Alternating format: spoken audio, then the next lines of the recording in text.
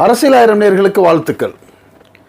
இன்றைக்கி நடந்த சட்டமன்ற கூட்டத்தில் நம்பிக்கை கோரும் தீர்மானத்துக்கு 144 பேருடைய ஆதரவு விஜய் அவர்களுடைய தமிழக வெற்றி கழகத்துக்கு கிடைச்சிருக்குது. அவர்கிட்ட இருந்தது 120 நபர்கள் தான். இப்போ எப்படி 144 கிடைச்சிருக்குங்கிறப்ப அவர்கிட்ட இருந்ததுலேயும் 1-2 குறைஞ்சிருக்கு. ப்ளஸ்ஸாக அண்ணா திராவிட முன்னேற்ற கழகம் 2ஆக உடைஞ்சு 25 நபர்கள் சிவி சண்முகம், எஸ்பி வேலுமணி அவர்கள் தலைமையில் 25 நபர்கள் தமிழக வெற்றி கழகத்தை ஆதரித்தும் 22 பேர் எடப்பாடி பழனிசாமி அவர்கள் தரப்பில் அந்த தமிழக வெற்றி கழகத்தை எதிர்த்தும் வாக்களிச்சிருக்கிறாங்க அப்படிங்கிறதா இப்போ செய்தியாக வருது. 47 நபர்கள் கொண்ட அந்த அண்ணா திராவிட முன்னேற்ற கழகத்தில் 2ஆக பிரிஞ்சு 25 பேர் ஆதரவு கொடுக்கக்கூடிய காரணம் என்ன? அதிமுக 2ஆக உடையுதா? அப்படி 2ஆக உடைஞ்சா அதை அங்கீகாரமாக சபாநாயகர் ஏற்றுக்கிடுவாரா? 3 மடங்கு பேர் இருந்தால் மட்டும்தான் அந்த கட்சி தாவல் தடை சட்டத்தில் அவங்க தண்டிக்கப்பட மாட்டாங்கங்கிறப்ப 25 பேருங்கிறப்ப மொத்தம் 47ல் 25 3 மடங்கு இல்லையே, 32 எண்ணமாச்சும் வேணுமே. அப்போ 7 எம்எல்ஏக்கள் குறையக்கூடிய சூழ்நிலையில் எந்த தைரியத்தில் சிவி சண்முகம் அவர்களும் எஸ்பி வேலுமணி அவர்களும் வெளிப்படையாக அந்த பொதுச் செயலாளருடைய அந்த அதிமுக கொறடாவுடைய உத்தரவை எதிர்த்து ஆதரவு கொடுக்குறாங்கங்கிற பலதரப்பட்ட கேள்விகள் இன்றைக்கி அரசியலில் உலா வர ஆரம்பிச்சிருச்சு. இன்னொரு பக்கம் இதெல்லாம் திட்டமிட்டு நடக்குதா அல்லது அதிமுகவை வேறு யாராவது விஜயோட கோத்து விடுறாங்களா அப்படிங்கிற ஒரு செய்தியும் வருது. இதற்கு விஜய் உடன்பாடு இருக்கிறாரா? உடன்பாடு அவர் இருக்கிறதா தான் பொருள்படுது. காரணம் நேற்று என்ன பண்ணார், விஜய் தனக்கு ஆதரவு கொடுத்த கட்சி தலைவர்கள் எல்லாம் போய் சந்தித்து அவர்களுக்கு நன்றி தெரிவிச்சுட்டு வந்தார். அந்த வரிசையில் அண்ணா திராவிட முன்னேற்ற கழகத்தை சேர்ந்த எஸ்பி வேலுமணி, சிவி சண்முகம் இந்த ஒரு தரப்பும் போய் பார்த்து அவர் என்ன சொல்கிறாரு, நன்றி தெரிவிக்கிறாரு. அப்போ பொதுவாக அதிமுகவுக்கு ஒரு நன்றி சொல்கிற மாதிரி இருந்தால் அவர் என்ன பண்ணியிருக்கணும், எடப்பாடி பழனிசாமி அவர்களையும் போய் சந்திச்சிருந்தாருன்னா இது குழப்பத்துக்கோ அல்லது விவாதத்துக்கோ வராது. ஆனால் அதில் ஒரு தரப்பை மட்டும் பார்க்குறப்ப இந்த ஒரு தரப்பை மட்டும் இவர் ஏற்றுக்கிறாரு, இன்னொரு தரப்பை ஏற்றுக்கிறல அப்படிங்கிற மாதிரி உட்பொருள் வருதுன்னு சொல்லி பலரும் பேச ஆரம்பிச்சிட்டாங்க. ஆக இப்படி ஒரு கோஷ்டியை அதிமுகவை 2ஆக உடைச்சி ஒரு பிரிவை இந்த விஜய் அவர்களுடைய தமிழக வெற்றி கழகத்தில் கோத்து விடுறது யார், இந்த ஏற்பாட்டை செய்தது யார் அப்படிங்கிறப்ப இதற்கும் மற்ற யாருக்கும் சம்பந்தமே இல்லை அப்படின்னு பேச்சு வந்தாலும் இல்லை இதில் பாஜகவுடைய உள் தலையீடு இருக்குது.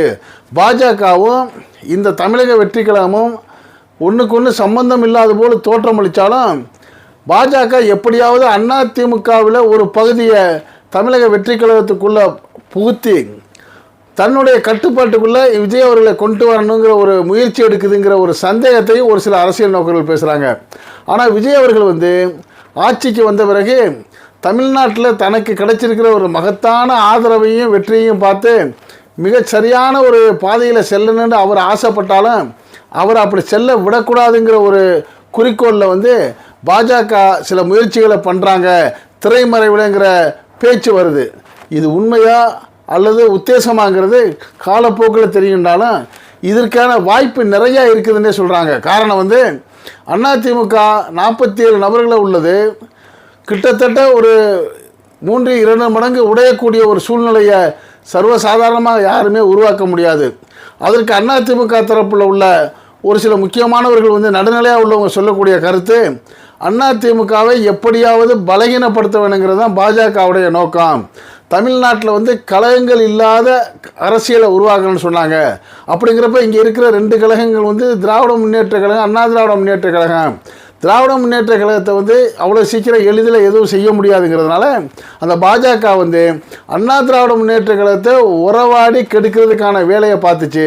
அப்படி கூட்டணி போட்ட சூழ்நிலையில் தான் அது எதிர்பார்த்த சீட்டுகள் கிடைக்காததுனால இப்போ என்ன பண்ணுதுன்னா, எப்படியாவது இந்த அதிமுகவை 2ஆக உடைச்சு ஒரு பகுதியை விஜய் அவர்கள் கட்சிக்குள்ளே திணிச்சு விட்டால் விஜய் அவர்களும் என்ன செய்வார், சரி நமக்கு ஓரளவு ஆதரவு இருக்கத்தானே செய்யுது அப்படின்ட்டு யதார்த்தமாக அவர் சேர்த்துக்கிட்டாலும் பின்னாடி குடைச்சல் கொடுத்து இவர்களுடைய பாணியிலாம் அந்த அவருடைய ஆட்சியை நடக்க வச்சு அவருடைய தமிழக வெற்றி கழகத்துக்கும் ஒரு கெட்ட பேரை உண்டாக்கி அடுத்த முறை அவர்களும் வர முடியாத அளவு ஒரு சூழ்நிலையை உருவாக்குனதோட இந்த அதிமுகவாவது உடைஞ்சவர்களுக்கும் ஒன்றும் இல்லாமல் ஆக்கிட்டு மீதி இருக்கிறவர்களையும் காலி பண்ணிட்டு அதிமுகவை இல்லாமல் ஆக்கிட்டா பாஜக ஆர்எஸ்எஸ் உடைய திட்டம் நிறைவேறிடும்.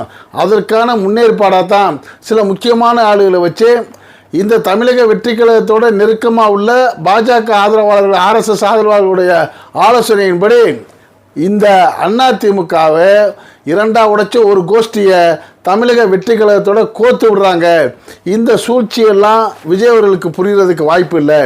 விஜய் அவர்கள் இந்த அளவுக்கு தனக்கு தமிழ்நாட்டில் ஆதரவு இருக்குன்னு எதிர்பார்த்திருக்கவே மாட்டார். மிக பிரம்மாண்டமான ஒரு ஆதரவோட கிட்டத்தட்ட 108 இடங்களில் அவர் வெற்றி பெற்றது உண்மையிலே பாராட்டக்கூடிய விஷயந்தான். இப்படி தனக்கு ஒரு பெரிய வெற்றி கிடைச்ச உடனே தான் அவர் ஒரு நிலையான உறுதிக்கு என்ன வர்றாருன்னா, நம்ம ஒரு நேர்மையான ஒரு ஆட்சியை கொண்டு வரணும், இதுவரைக்கும் நடக்காத வித்தியாசமான ஆட்சியை கொண்டு வரணும். அப்படி ஆட்சியை கொண்டு வரணும்னா நம்மளுக்கு கவிழ்த்து விடாத அளவுக்கு நமக்கு ஒரு ஆதரவு வேணுங்கிறதுக்காக தான் திராவிட முன்னேற்ற கழக கூட்டணியில் இருந்த மதச்சார்பற்ற முற்போக்கு கூட்டணி கட்சியுடைய ஆதரவையும் அவர் கோரினார். அந்த வகையில் தான் காங்கிரஸ் முந்தி கொண்டு 5 இடங்களை ஆதரவு கொடுத்துச்சு. அடுத்து சிபிஐ சிபிஎம் தலா 2 இடங்களும், விசிகா 2 இடமும், இந்திய யூனியன் முஸ்லீம் லீக் 2 இடமும் கொடுத்து மொத்தம் 120 இடங்கள் காம்பேக்டாக வந்த பிறகு தான் அது ஆட்சி அமைக்க அவர் உரிமை கோரினார்.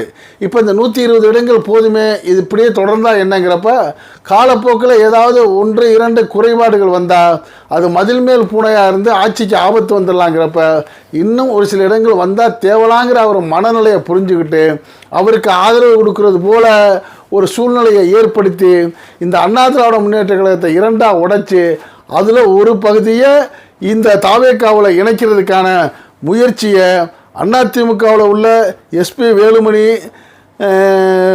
சிவி சண்முகம் போன்றவர்கள் செஞ்சாலும் இதை செய்கிறதுக்கு மூளையாக செயல்படுறது இவர்கள் மட்டும் இல்லை, திரைமறைவில் இன்னும் சில பெரிய பிம்பங்கள் வேலை பார்க்குறாங்க. அவங்க பார்க்கறதோடைய சூழ்ச்சி தெரியாமல் அவங்க கொடுக்குற திட்டங்களை அப்படியே எடுத்துக்கிட்டு இந்த சிவி சண்முகம், எஸ்பி வேலுமணி அவர்கள் தங்களுடைய கட்சியை உடைச்சி ஆதரவு கொடுக்க போயிட்டு இவர்களும் காலப்போக்கில் காணாமல் போயிடுவாங்க, அதிமுகவும் காணாமல் போயிடும். இவருடைய பாதையை ஏற்றுக்கிட்டு ஒருவேளை விஜய் இவருடைய சொல்படி நடக்க ஆரம்பித்தா, அதாவது தூய கட்சி அப்படிங்கிற ஒரு இடத்தை தாவேக்கா இழக்கிறதுக்கான ஒரு சூழ்நிலையை ஆட்டோமேட்டிக்காக உருவாக்கிடுவாங்க அப்படிங்கிற மாதிரி ஒரு செய்தி வருது. இப்படிப்பட்ட சூழ்நிலையில் இப்போ விஜய் அவர்கள் என்ன செய்ய வேண்டும் அப்படிங்கிற உங்களுடைய ஒரு கேள்வி வருதா இல்லையா? அந்த கேள்விக்கு பலதரப்பட்ட அரசியல் நோக்கர்கள் சொல்கிறது என்னென்னா, விஜய் அவர்கள் வித்தியாசமான அரசியல் பண்ணுறாரு. இதுவரைக்கும் யாருமே செய்யாத அளவுக்கு தனக்கு ஓரளவு கணிசமான முறையில் அதாவது சிங்கிள் பார்ட்டி மெஜாரிட்டி இருந்தும் ஒரு சில நபர்களை சேர்த்துக்கிட்டு ஆட்சியை நமக்கு நம்பிக்கை கோரும் தீர்மானத்தை வெற்றி பெறுவோன்னு தெரிஞ்சும் அந்தந்த எல்லா கட்சி தலைவருடைய அலுவலகத்துக்கும் போயிட்டு அவர்கள்ட்ட வாழ்த்து சொல்லி அவருடைய ஆதரவை கேட்டு வர்றது உண்மையில் பாராட்டக்கூடிய வேண்டிய விஷயம்.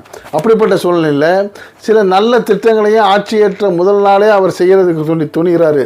சுமார் 700 மதுக்கடைகளை மூடுறது, அதே மாதிரி நலத்திட்டங்களை நான் தொடர்ந்து செய்வேன்னு சில திட்டங்களை அவர் வழிவகுக்கிறதெல்லாம் இவருடைய கட்சிக்கு நல்ல பேரை உண்டாக்கிருமோங்கிற ஒரு பயம் இப்போ பாஜகவுக்கு வந்திருக்குது. அந்த பயத்தினுடைய விளைவாக தான் என்ன பண்ணுது, அதிமுகவை உடைச்சி இந்த ஒரு கோஷ்டியை தாவேக்காவுக்குள்ளே புகுத்தி எப்படியாவது பாலில் தயிரை கலந்த மாதிரி உரமோர்னு சொல்லுவாங்கள்ல, அது மாதிரி கலந்து ரெண்டையும் நாசமாக்குறதுக்கான முயற்சியை பாஜக செய்யுதோங்கிற சந்தேகம் இப்போ அரசியல் நோக்கர்களுக்கு வந்திருக்கு. இப்போ இதுலேருந்து விடுபடணும்னா இது ரொம்ப எச்சரிக்கையாக விஜய் அவர்கள் அடி எடுத்து வைக்கணும். இவர் எதிர்பார்க்காத ட்விஸ்ட்டுகள்லாம் நடந்துக்கிட்டு இருக்குது.